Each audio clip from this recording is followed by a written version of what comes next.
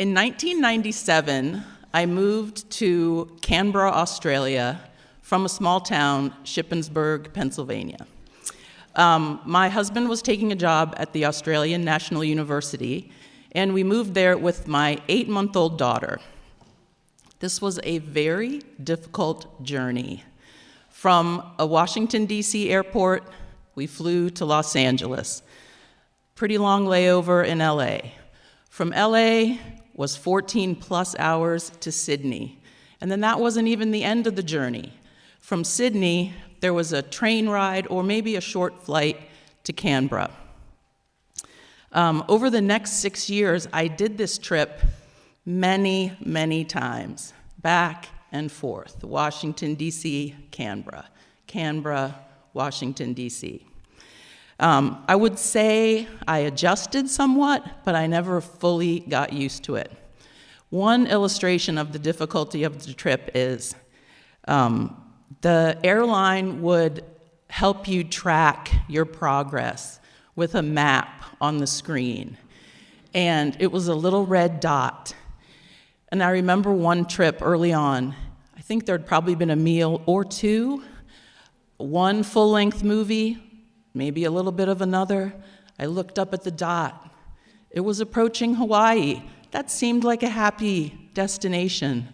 But the panic started to surge when I realized we weren't a third of the way through yet.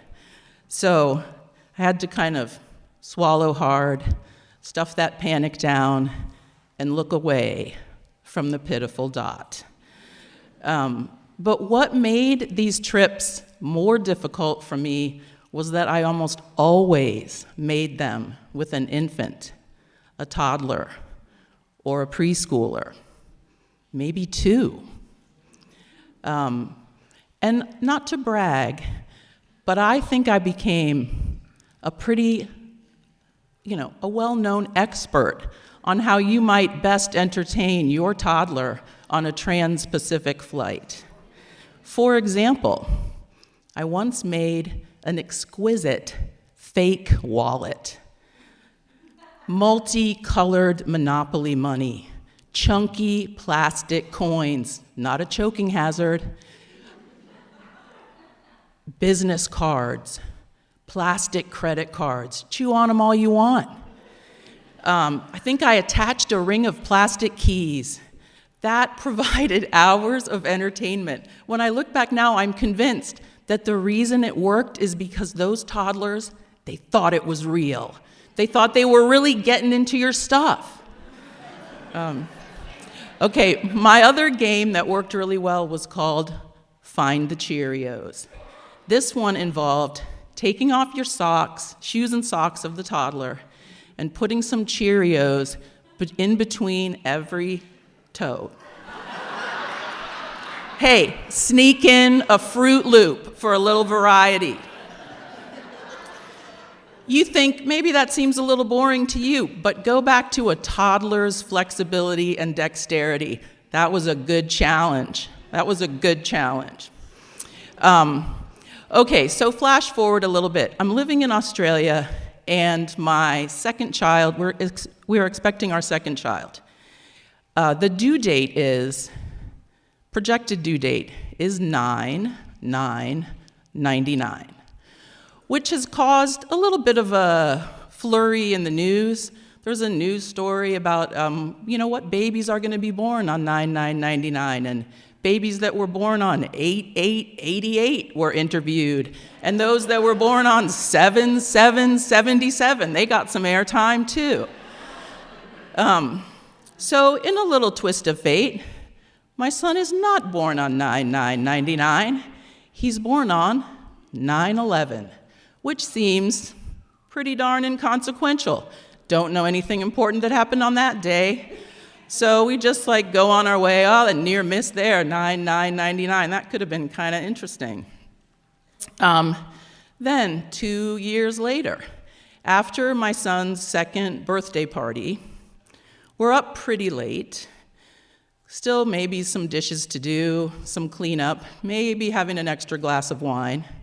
It's getting very late, and news starts to trickle into Australia.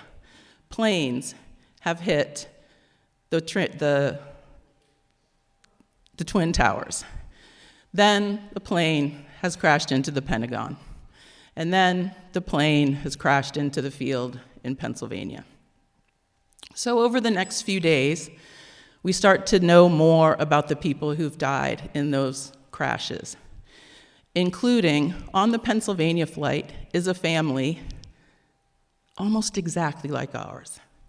They got on that plane in DC, they were heading towards LA. From LA, they were going to go to Sydney. From Sydney, they were headed to Canberra to start a job at the Australian National University where my husband was working. They had 2 young children. So that could have been us so easily.